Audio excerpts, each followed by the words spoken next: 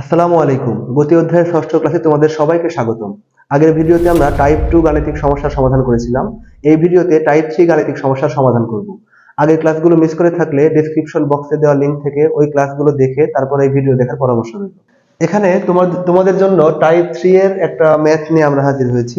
দেখি ম্যাথটাতে কি বলা হচ্ছে। তো এখানে বলা হচ্ছে 100 মিটার উচ্চতা হতে এ বস্তুকে মুক্তভাবে পড়তে দেওয়া হলো। ওই মুহূর্তে বি বস্তুকে খাড়া উপরের দিকে 20 মিটার পার সেকেন্ড বেগে নিক্ষেপ করা হলো। ভূমি হতে কত উচ্চতায় বস্তুদ্বয় মিলিত হবে? যদি আমরা একটা চিত্রের মাধ্যমে দেখাই বিষয়টা রাফলি, তাহলে এভাবে দেখাতে পারি। এটা যদি আমাদের ভূমি হয়, এটা হচ্ছে ধরলাম এই উচ্চতা হচ্ছে ভূমি হতে 100 মিটার টোটাল। তো এই পয়েন্ট থেকে এ বস্তুটাকে মুক্তভাবে নিচের দিকে ছেড়ে দেওয়া হলো এবং ভূমি থেকে ওই একই মুহূর্তে খাড়া উপরের দিকে 20 মিটার পার সেকেন্ড বেগে বি বস্তুটাকে নিক্ষেপ করা হলো। এখন এই দুটো বস্তু ভূমি থেকে কত উচ্চতায় মিলিত হবে? স্বাভাবিকভাবেই এই বস্তুটা নিচের দিকে যাচ্ছে আর বি বস্তুটা উপরের দিকে উঠছে, তাহলে মাঝখানে কোথাও এরা দুজন মিলিত হবে। সেই মিলিত হওয়ার পয়েন্টটা ভূমি থেকে কতখানি উচ্চতায় থাকবে সেটা আমাকে বের করতে হবে। তো এই ক্ষেত্রে আমাদের যেটা করা লাগবে, ধরে নিতে হবে যে বস্তুদ্বয় ভূমি হতে x মিটার উচ্চতায় মিলিত হয়। তো আমরা লিখব, মনে করি ভূমি হতে x উচ্চতায় বস্তুদ্বয় মিলিত হয়। ওকে, তো ভূমি হতে যদি x উচ্চতায় মিলিত হয়, তাহলে সেই ক্ষেত্রে বি বস্তুটা ভূমি থেকে x উচ্চতায় উঠবে আর এ বস্তুটা টোটাল 100 মিটারের মধ্যে থেকে যে x মিটার নিচের দিকে বাদ গেল, তো 100 মাইনাস x মিটার দূরত্ব উপর থেকে নিচের দিকে অতিক্রম করবে। তাহলে এই ক্ষেত্রে আমরা এ বস্তুর ক্ষেত্রে কি কি ইনফরমেশন দেওয়া আছে একটু লিখে রাখি। তো আমরা এখানে লিখছি এ বস্তুর ক্ষেত্রে আমাদের এখানে আছে খাড়া উপরের দিক থেকে 100 মিটার উচ্চতা থেকে এই বস্তুটাকে মুক্তভাবে নিচের দিকে ছেড়ে দেওয়া হয়েছে। তাহলে এই বস্তুটা আছে হচ্ছে 100 মিটার উচ্চতায়। তাহলে এখানে আমরা এই এর মানটা টোটাল হচ্ছে লিখে রাখছি 100 মিটার। এবং অবশ্যই যেহেতু মুক্তভাবে পড়ন্ত বস্তু, তার মানে এখানে অভিকর্ষ বল কাজ করছে। তাহলে এখানে আমাদের ত্বরণটা হবে g 9.8 মিটার পার সেকেন্ড। ওকে, তারপর যদি আমরা বি বস্তুর বেলায় খেয়াল করি, তাহলে বি বস্তুর বেলায় বস্তুটাকে খাড়া উপরের দিকে 20 মিটার পার সেকেন্ড বেগে নিক্ষেপ করা হয়েছে। তার মানে বি বস্তুটার আদি বেগ হচ্ছে 20 মিটার পার সেকেন্ড। আমরা একটু লিখে রাখি, বি বস্তুর ক্ষেত্রে আদি বেগ u equals 20 metre per second. Okay, এবং এই অবস্থাতেও বি বস্তুর ক্ষেত্রেও জি এর মান 9.8 হবে, কারণ বি বস্তুটা অভিকর্ষ বলের বিরুদ্ধে উপরের দিকে উঠছিল। তো এখানে যদি চিত্রটা আমরা আরেকবার একটু দেখাই বোঝার সুবিধার্থে, তাহলে এই জায়গাতে আমরা দেখতে পাচ্ছি যে এ বস্তুটা ছিল একদম টপে আর বি বস্তুটা ছিল একদম বটমে। তো এখান থেকে আমরা ধরলাম ভূমি থেকে x উচ্চতায় বস্তুদ্বয় মিলিত হয়েছে। ধরলাম সেই বিন্দুটা হচ্ছে এখানে এই পি বিন্দুটা। তাহলে পি বিন্দুর উচ্চতা ভূমি থেকে x মিটার। ওকে, তাহলে এই বস্তু দুটো যখন মিলিত হবে, তখন এই বি বস্তুটা দূরত্ব অতিক্রম করবে x মিটার এবং এ বস্তুটা সেই ক্ষেত্রে টোটাল দূরত্ব যেহেতু ছিল আমাদের হচ্ছে 100 মিটার, এটা ছিল আমাদের 100 মিটার। তাহলে এইটুকু, তাহলে বি বস্তুটা দূরত্ব অতিক্রম করবে বি থেকে পি পর্যন্ত আর এ বস্তুটা অতিক্রম করবে হচ্ছে এ থেকে পি পর্যন্ত, এই মাঝখানের গ্যাপটা। তাহলে যদি টোটাল দূরত্ব 100 মিটার হয়, তাহলে এ বস্তুর ক্ষেত্রে অতিক্রান্ত দূরত্ব হবে 100 মাইনাস এক্স। আমরা লিখতে পারি 100 মাইনাস এক্স মিটার। তাহলে দুইটা বস্তুর ক্ষেত্রে কিন্তু আমরা এইচ এর মান পেয়ে যাচ্ছি। তাহলে এই এইচ এর মান থেকে আমরা হিসাব করে খুব সহজেই কত এই এক্স এর মানটা কত আসবে সেটা বের করে ফেলতে পারবো। তাহলে আমরা ধরে নিয়েছি ভূমি থেকে এক্স উচ্চতায় বস্তুদ্বয় মিলিত হয়। ওকে, তাহলে আমরা দুইটা বস্তুর ক্ষেত্রে অতিক্রান্ত দূরত্ব কত হয় সেটা একটু বের করে ফেলি। এ বস্তুর ক্ষেত্রে আমরা লিখতে পারি এ বস্তুর ক্ষেত্রে এইচ এ সমান হাফ জি টি স্কোয়ার। যেহেতু এই বস্তুটা ছিল পড়ন্ত বস্তু, তো এই ক্ষেত্রে আমাদের ইউটি এর কোনো প্রয়োজন হবে না, সরাসরি আমরা হাফ জি টি স্কোয়ার লিখতে পারি।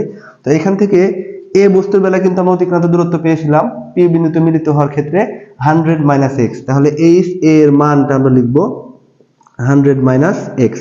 ওকে, তাহলে থাকলো হাফ জি টি স্কোয়ার। এটাকে আমরা একটা ইকুয়েশন ধরে রাখি।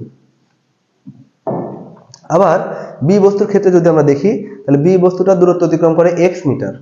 তাহলে বি বস্তুর ক্ষেত্রে আমরা দূরত্বটা একটু বের করি। বি বস্তুর ক্ষেত্রে আসছে, তাহলে এইচ বি ইকুয়ালস, এখানে বি বস্তুটা ছিল একটা নিক্ষিপ্ত বস্তু, তাহলে এই ক্ষেত্রে অবশ্যই আদি বেগ থাকবে। ইনফ্যাক্ট আদি বেগটা সর্বোচ্চ হয়, তো এই ক্ষেত্রে আমরা ইউটাকে অ্যাভয়েড করতে পারবো না, আমাদের লিখতে হবে ইউটি মাইনাস হাফ জি টি স্কোয়ার। মাইনাস দেওয়ার কারণটা হচ্ছে বি বস্তুটা অভিকর্ষর বলের বিরুদ্ধে গিয়ে উপরের দিকে উঠছিল, এই জন্য এখানে একটা মাইনাস দিতে হবে আমাদের।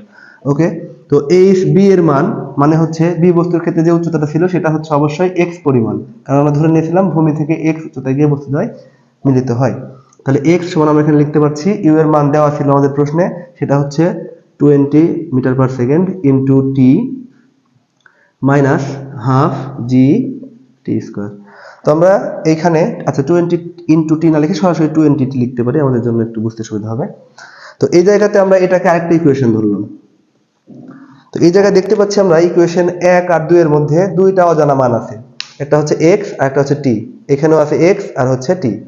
এর মধ্যে জি আর একটা চলক বলে তোমাদের মনে হতে পারে, কিন্তু প্রকৃতপক্ষে জি তো এখানে একটা ধ্রুবক, কারণ জি এর মান সবসময় মোটামুটি স্থির 9.8 মিটার পার সেকেন্ড স্কয়ার। জি এর মান আমাদের জানা আছে। তাহলে আমরা এখন দুইটা অজানা মানের মধ্যে যে কোনো একটা যদি বের করে ফেলতে পারি তাহলে অপর মানটা বের করতে পারবো। এই ক্ষেত্রে আমাদের একটা কাজ করতে হবে, যে এইখান থেকে যে দুইটা চলক আছে x এবং t, যে কোনো একটাকে ভ্যানিশ করার চেষ্টা করতে হবে, তাহলে আমরা খুব সহজেই আরেকটার মান বের করে ফেলতে পারবো।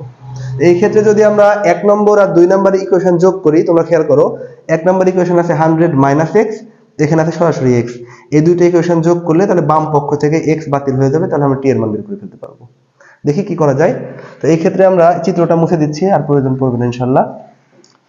এইখান থেকে আমরা এখন 1 এবং 2 নাম্বার ইকুয়েশন যোগ করে দিব, এটা নিচের অংশটা থাকুক আপাতত। তাহলে 1 প্লাস 2 করে পাই।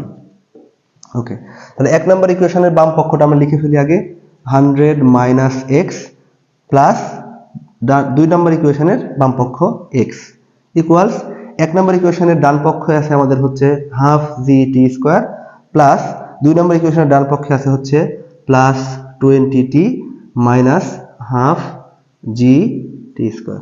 ওকে, এখন তাহলে আমরা বাম পক্ষে দেখতে পাচ্ছি যে এখানে মাইনাস এক্স আর প্লাস এক্স বাদ হয়ে যায়, তাহলে আমাদের এখানে থাকে হচ্ছে 100 ইকুয়ালস এই জায়গা থেকে মাইনাস হাফ জি টি স্কোয়ার আর প্লাস হাফ জি টি স্কোয়ার, এই দুটো অংশ বাদ হয়ে যাবে, তাহলে আমাদের থাকবে শুধু হচ্ছে 20t। তাহলে এখান থেকে আমরা পাই t ইকুয়ালস 100 ডিভাইডেড বাই 20 মানে হচ্ছে 5 সেকেন্ড।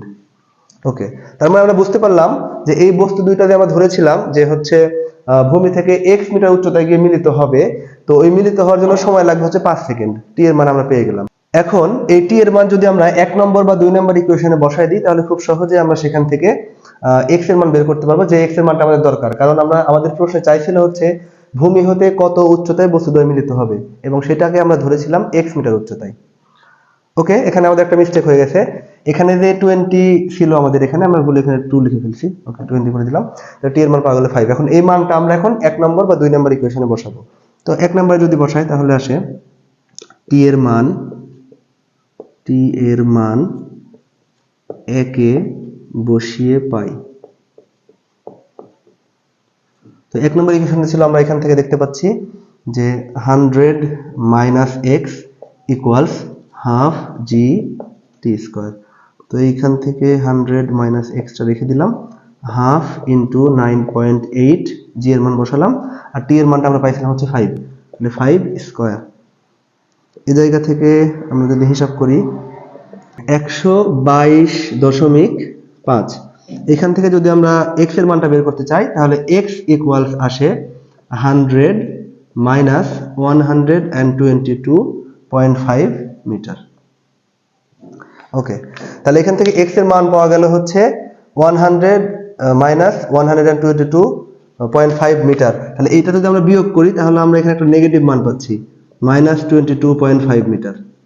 ওকে, তো এখন একটা জিনিস আমাদের এখানে খেয়াল করতে হবে, x এর মান চলে আসছে হচ্ছে নেগেটিভ, তার মানে ভূমি থেকে যে x উচ্চতায় আমরা ধরেছিলাম বস্তুদ্বয় মিলিত হবে, সেই x এর মান মাইনাস, অর্থাৎ এই ক্ষেত্রে বস্তুদ্বয় ভূমির উপরে কোনো অংশে মিলিত হতে পারবে না। মানে বিষয়টা এরকম ঘটবে, তোমরা যদি একটু খেয়াল করো ভালো করে, যে এইখান থেকে যদি একটা বস্তুকে খাড়া উপরের দিকে নিক্ষেপ করা হয়, আবার এইখান থেকে যদি একটা বস্তুকে মুক্তভাবে পড়তে দেওয়া হয়, তাহলে স্বাভাবিকভাবে মনে হচ্ছে কোথাও না কোথাও এদের দেখা হবেই। এখানে একটা ফ্যাক্ট ঘটতে পারে, সেটা হচ্ছে যদি এই বস্তুটা অনেক উপর থেকে নিক্ষেপ করা হয়, অনেক উপর থেকে যদি ছেড়ে দেওয়া হয় এবং এই বস্তুটাকে যদি তুলনামূলক কম বেগে নিক্ষেপ করা হয়, সেই ক্ষেত্রে একটা ঘটনা ঘটতে পারে যে এই বস্তুটা এই সর্বোচ্চ উচ্চতা থেকে, ধরো এই মাঝখানে আমরা ধরে নিয়েছিলাম হচ্ছে এরকম একটা বিন্দুতে মিলিত হয়েছে, তো এই বস্তুটা যদি এখানে পৌঁছানোর আগেই এই বস্তুটা এইখানে গিয়ে যদি আবার পিছনের দিকে ব্যাক করে, সেই ক্ষেত্রে কিন্তু এই বস্তুটা আর এই বস্তুটার মাঝখানে কোথাও দেখা নাও হতে পারে। মানে বিষয়টা হচ্ছে এই বস্তুটা মাটিতে ফিরে আসার আগে যদি এই বস্তুটা মাটিতে ফিরে আসে, সেই ক্ষেত্রে ভূমি থেকে কোনো নির্দিষ্ট উচ্চতায় এদের দেখা হবে না, মানে এদের সাক্ষাৎ ঘটবে না, মানে হচ্ছে মিলিত হওয়ার কোনো সুযোগ থাকবে না। তো এখানে যেহেতু এক্স এর মান আমরা -22.5 পাইছি, সুতরাং আমরা বলবো এখানে যেহেতু এক্স এর মান ঋণাত্মক, সুতরাং এই বস্তুটা ভূমি থেকে কোনো নির্দিষ্ট উচ্চতায় মিলিত হতে পারবে না। তাহলে আমরা লিখবো এখানে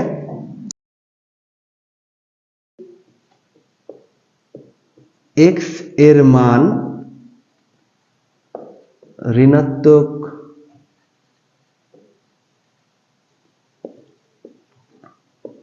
হওয়ায় বস্তুদ্বয়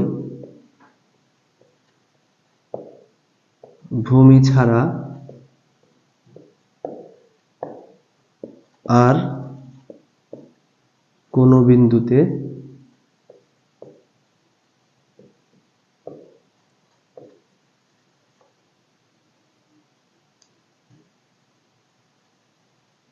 মিলিত হতে,